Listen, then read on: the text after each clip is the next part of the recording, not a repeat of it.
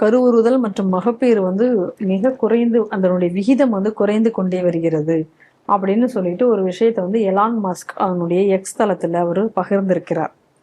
அதுல வந்து அவர் என்ன சொல்றாரு அப்படின்னு சொன்னா, ஏற்கனவே வந்து இன்னைக்கு மேற்கு நாடுகள்ல வந்து இப்போ ஜப்பான் இந்த மாதிரியான பல நாடுகள்ல, ஆஸ்திரேலியா, இப்போ இன்னும் சொல்ல போனா அமெரிக்காலேயே கூட இந்த விகிதங்கள் வந்து குறைந்து கொண்டே வருகிறது அப்படிங்கிறத பார்க்குறோம். ஆனா இந்தியாவிலையும் இன்னைக்கு வந்து இந்த சதவீதம் வீழ்ச்சி அடைந்து வருகிறது. இது ஒரு மிகப்பெரிய பிரச்சனையாக வரும் அப்படின்னு சொல்லிட்டு அவர் வந்து அதுல பகிர்றார். அதுல வந்து அவர் டேட்டாவோட அவர் பகிரும் பொழுது என்ன சொல்றாரு அப்படின்னா, அதாவது அந்த விகிதம் 1950 எடுத்துட்டோம்னா 5.7%. அதாவது ஒரு ஜோடிக்கு ஒரு கப்பலுக்கு வந்து ஒரு 5 குழந்தைகள், 4ல இருந்து 5 குழந்தைகள் வரைக்கும் அவங்க பெறுவது. 5ல இருந்து 6. 5 ஆமா 5ல இருந்து 6.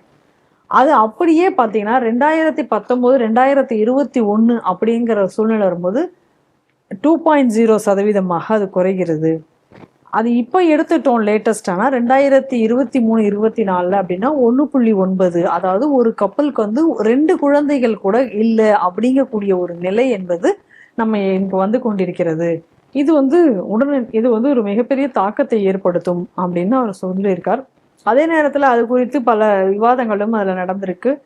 அதை பத்தி என்ன சொல்றாங்கன்னா, ஏன் வந்து இந்த குழந்தை பேர் வந்து இந்தியாவில் குறைவதற்கான காரணங்கள் என்ன அப்படின்னு சொல்லி அதில் சொல்லும் பொழுது, இன்னைக்கு பெண்கள் வந்து எம்பவர்மெண்ட் ஆயிட்டாங்க, அவங்களோட அபிலாஷைகள் அவங்களுக்கான அந்த இதெல்லாம் மாறி போய்விட்டது. அது இல்லாம வந்து பொருளாதார ரீதியாக இன்னைக்கு விலைவாசி ஏற்றம் என்பது ஒரு பெரிய பாதிப்பை ஏற்படுது. அது மட்டும் இல்லாம அர்பனைசேஷன் அதுவும் பாதிப்பை ஏற்படுத்துது அப்படின்னு ஒரு தரப்பில் சொல்லி கொண்டிருந்தாலும் கூட, இந்த ஒரு விகிதம் வந்து பாதிக்கும் அப்படின்னா சில பேர் வந்து இல்லை, இது இமீடியட்டா இது எந்த பாதிப்பையும் ஏற்படுத்தாது டெமோகிராபிக் ரீதியாக. ஏன்னா ஏற்கனவே இருக்கக்கூடிய மக்கள் இன்னும் இருந்து கொண்டிருக்கனால இது அவ்வளோ சீக்கிரத்துல இது பாதிப்பை ஏற்படுத்தாது அப்படின்னும் ஒரு தரப்பு இது ஒரு மிகப்பெரிய ஒரு விவாதத்தை உருவாக்கி இருக்கிறது. 1.9 வந்தாச்சு. இது இன்னும் குறையும் போது ரீப்ளேசபிளாகத்தான் மாறும். அதனால மஸ்குக்குள்ள இந்த கூற்றுங்கக்கூடியது 100க்கு 100 சரியானது. ஏற்கனவே இந்த மாதிரியான ஒரு நிலை இங்கே ஏற்படும் என்பதற்காகத்தான் வீரத்துறவி ஐயா அவர்கள் ஹிந்துக்களுக்கு வீரத்தாய் பட்டம் கொடுக்கணும், அதனால ஹிந்துக்கள் அவங்க வந்து நிறைய குழந்தைகள் பெற்று போடணும்னு அந்த காலத்திலேயே அதற்காக ஒரு அறிவிப்பை வெளியிட்டார். அந்த நேரத்தில் நமக்கு தெரிஞ்சு, அதாவது இந்த மாடர்ன், நாங்கள் தான் அல்ட்ரா மாடர்ன், நாங்கள் தான் சயின்ஸ் எல்லாம் தெரிந்தவர்கள் அப்படின்னு சொன்னவர்கள் வந்து அதை வந்து ஏளனம் செய்தவர்களும் உண்டு எனக்கு தெரிஞ்சு. இப்போ எலான் மஸ்க்கு சொன்னா அது சரி, ஆனால் எங்கள் வீரத்துறவி சொன்னா அது வந்து அவருக்கு எல்லாம் தெரியாது அப்படின்பாங்க. ஒரு விஷயம் புரிஞ்சுக்கணும், அதனால தான் அவர் வீரத்துறவி. நீ இவ்வளவு சயின்ஸை வச்சு நீ புரிஞ்சுக்கக்கூடியது இதுதான் பின்னாடி வரப்போகிறது என்பதை சொல்லக்கூடியவர் தான் எங்கள் வீரத்துறவி. ஏன்னா அவர் வந்து சோஷியாலஜியும் தெரியும், சமுதாயத்தில் வரக்கூடிய டெமோகிராபிக் இஷ்யூஸும் அவருக்கு தெரியும், அவருக்கு மாஸ் சைக்காலஜியும் தெரியும். அதனால அந்த மாதிரியான மகான்கள் நமக்கு எந்த விஷயத்தை சொன்னாரோ இன்னைக்கு அந்த விஷயத்தை மஸ்கு சொல்லியிருக்கார். சமீபத்தில் கூட ஆர்எஸ்எஸ்க்குள்ள அகில இந்திய தலைவர் திரு மோகன்ஜி பாகவத் அவர்கள் கூட மினிமம் 3 குழந்தைகள் பெற்றுக்கணும் அப்படிங்கக்கூடிய ஒரு செய்தியானதை சொன்னார். இப்போ ஆந்திர பிரதேச அரசு என்ன பண்ணியிருக்குன்னா 4வது குழந்தைய பெற்றாச்சுன்னா 40,000 ரூபா கொடுக்குறோம் அப்படிங்கிற மாதிரி கூட சொல்லியிருக்கு. அப்போ இது ஏன் ஆந்திர அரசு சொல்லுது அப்படின்னு சொன்னா ரொம்ப தெளிவான ஒரு விஷயம் இருக்கு. என்னன்னா, population is going towards irreplaceable level அப்படிங்கக்கூடிய தெரியுது. இது வந்து அல்டிமேட்லி மனித இனத்தின் ஒரு அழிவுக்கான ஒரு ஆரம்பமாக கூட இது இருக்கலாம். ஒன்று, ஜப்பான்ல இன்னைக்கு ஜப்பனீஸ் பேபிஸை பார்க்கறதே அபூர்வமாக இருக்கிறது அப்படிங்கக்கூடியது பார்க்குறோம். த white rice, that is European. அது வந்து அவங்களுக்கு வந்து கண்ட்ரியை ரன் பண்ணுறதுக்கு ஆள் இல்லைங்கிறதுக்காக தான் அல்ஜீரியா அங்கங்கிறது துலுக்கம் உள்ள வந்து இன்னைக்கு அங்கே என்ன நடந்து கொண்டிருக்கிறது அப்படின்னு நம்ம பார்த்துட்டு இருக்கோம். மைக்ரேஷன்னால இன்னைக்கு அந்த ஊர் பண்பாடுகளே இன்னைக்கு அழிந்து கொண்டிருக்கிறது. ஆஸ்திரேலியாவில் அதே மாதிரி நடந்துகிட்டு இருக்கு. இதே நேரத்தில் என்னன்னா, மத ரீதியாக இன்னொரு குரூப், அதாவது துலுக்கம் ஜென்ரலாக என்ன பண்ணுறாங்கன்னா, ஒரு பக்கம் நிறைய பெற்று போட்டுக்கிட்டு இருக்காங்க. ஏன்னா நம்ம சென்சஸ் ஃபிகர்ஸ் பார்க்கும்போது அவங்களுக்குள்ள வளர்ச்சி விகிதம் கூடியது வேற சமுதாயத்தையும் கூட அதிகமாக இருக்கிறது. ஸோ இது வந்து நாளைக்கு ஒரு டெமோகிராஃபிக் இஷ்யூ வந்து உலகம் முழுவதும் ஏற்படுத்துவதற்கு இது ஒரு காரணமாக அமையும் என்பது மாற்று கருத்து இல்லை. அடுத்தது என்ன ஆகும்னா, இந்த மாதிரியான ஒரு சேஞ்சு லைஃப் ஸ்டைல். இப்போ பாருங்க, இது ஒரு பெரிய இஷ்யூன்னு இன்னைக்கு எலான் மஸ்க் இப்போ சொல்றாரு. யோசிச்சு பாருங்க, அன்னைக்கு நம்ம நாட்டில் ஒருத்தர், அவர் தந்தைம்பாங்க. ஈவேரா. ஆமா, எந்த சயின்ஸுமோ எந்த ஒன்று தன் வாயில எது வந்தாலும் வளர்ற ஒரு ஆள். அம்புட்டு பொம்பளைகளும் கருவை அறுத்து விட்டேன்னா பெண்கள் எல்லாம் வந்து எம்பவர் ஆயிடுவாங்கன்னு சொன்னாங்க.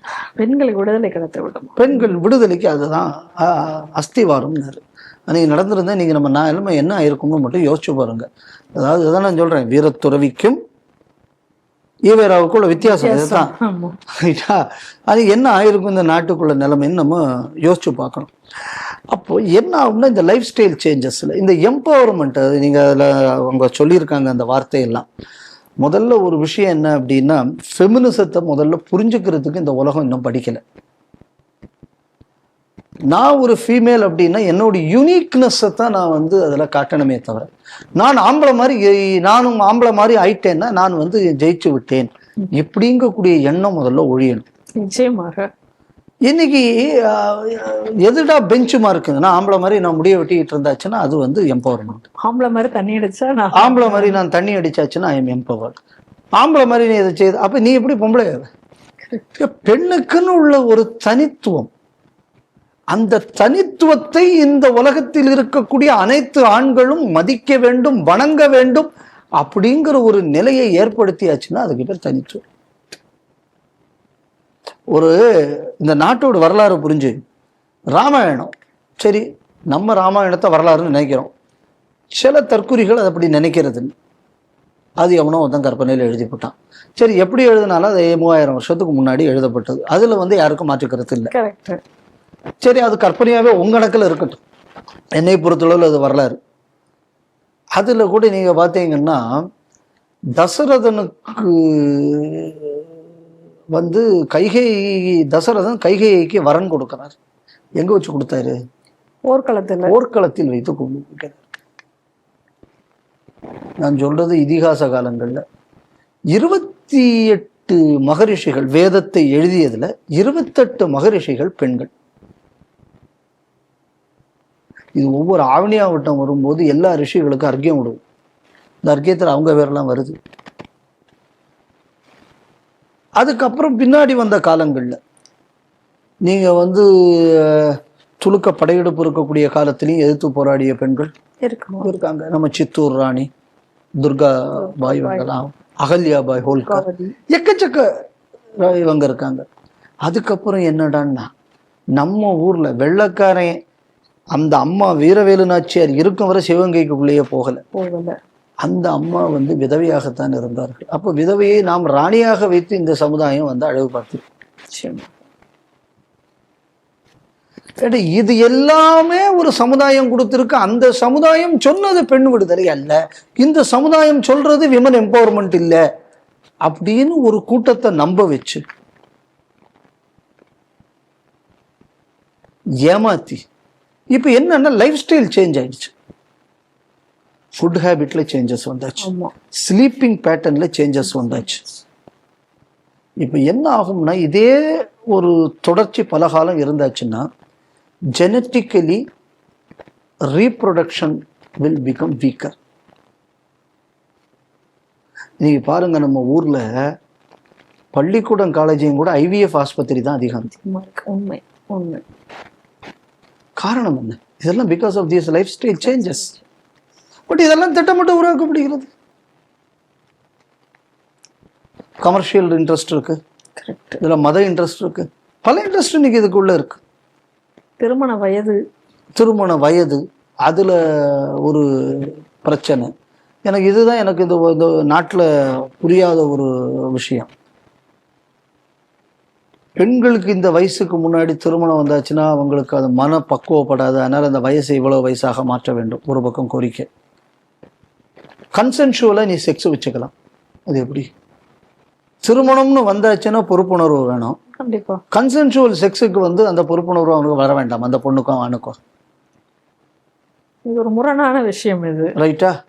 அதே நேரத்தில் வந்து நீங்கள் வந்து ஓட்டு போடுறதுக்கு, அதே மாதிரி பேர் என்ன, டிரைவிங் லைசன்ஸ் வாங்க, ஆமா இதுக்கெல்லாம் வேணும். ஏன்னா அப்போ தான் இவனுக்கு வந்து பிரித்து பார்க்கக்கூடிய தன்மை வரும். அதே நேரத்தில் சின்ன குழந்தைகளை நீ உங்கள் வீட்டில் மிரட்டி எனக்கு ஓட்டு போட சொல்லுன்னு சொல்லி முதல்வரும் ஆகலாம். அதுவும் ஆகலாம். அந்த நேரத்தில் வந்து சைல்டு ரைட்ஸ் பிரச்சனை வராது. ஆனால் அங்கெல்லாம் வேறு இடங்களில் வரும்போது சைல்டு ரைட்ஸ் பிரச்சனை வரும், மெச்சூரிட்டி வரும், எல்லாம் வரும்.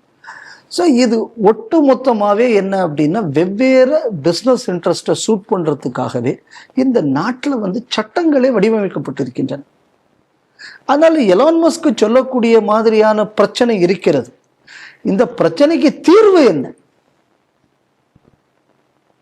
இந்த பிரச்சனைக்கு தீர்வு அப்படின்னு பார்க்கும்போது, நீங்க இந்த மாதிரி உங்களுக்குள்ள வெஸ்டர்ன் ஐடியாலஜியை பேஸ் பண்ணி நீங்க ஏற்படுத்தி இருக்கக்கூடிய சட்ட திட்டங்களை எல்லாம் நீங்க மறு ஆய்வு செய்யணும். இது எது சாதகமாக இருக்கும், எது பாதகமாக இருக்கும். அப்புறம் என் பிளேட்டில் என்ன இருக்கணும்னு நான் தான் முடிவு பண்ணோம், வசனம் பண்ணாங்கட்டி இருக்கு. இந்த மாதிரி எல்லாம் நீங்க வந்து முடிவு பண்ணினதின் விளைவு தான் நிக்குது. அப்போ எந்த இடத்துல எந்தக்கு கட்டுப்பாடு விதிக்கப்பட வேண்டும்? ஏன்னா இது மனித குலத்தை காப்பதற்கான ஒரு போர். ஸோ இந்த மனித குலத்தை காப்பதற்கான போர் எப்படின்னா, இவ்வளவு பெரிய ஃபெமைன் எல்லாம் இந்த நாட்டில் வெள்ளக்காரன் ஏற்படுத்தினான். லட்சக்கணக்கான கோடிக்கணக்கான மக்களை வந்து இந்த நாட்டை படையெடுத்து வந்த துலுக்கனும் வெள்ளக்கார கிறிஸ்தவனும் இந்த நாட்டில் வந்து போரில் கொன்னாங்க. இது இவ்வளவுத்தையும் மீறி இந்த நாடு இவ்வளவு வருஷம் தாக்கு பிடித்திருக்கிறதுனா எப்படி தாக்கு பிடித்தது? அப்ப இந்த நாட்டோட பலம் என்ன, இந்த நாட்டோட குடும்ப முறை என்ன, இந்த நாட்டோட வாழ்வியல் முறை எது? இவ்வளவு ஃபியாஸ்கோஸையும் இவ்வளவு பிரச்சனைகளையும் இதெல்லாம் சந்திச்சிருக்க இந்த நாடு. அப்ப இது சந்திப்பதற்கு ஏதுவான சூழலை ஏற்படுத்திய விஷயங்கள் என்ன? இதை ஆய்வு செய்து அதுல இருக்கிற சில தீமைகளை நீக்கி அதுல இருக்கிற நல்ல விஷயங்களை எடுத்து நம்ம செயல்படுத்தினோம்னா, எலான் மஸ்க் இன்னைக்கு எழுப்பி இருக்கக்கூடிய இந்த பிரச்சனைக்கு பதில் இருக்கிறது. இதை இந்தியாவை தவிர வேற எந்த நாடாலையும் செய்ய முடியாது. இதுதான் எங்க பிரச்சனை. அங்க நீங்க கம்யூனிசத்தை கொண்டு வந்து உள்ள எல்லா மூலியங்களையும் அழிச்சிட்டீங்க.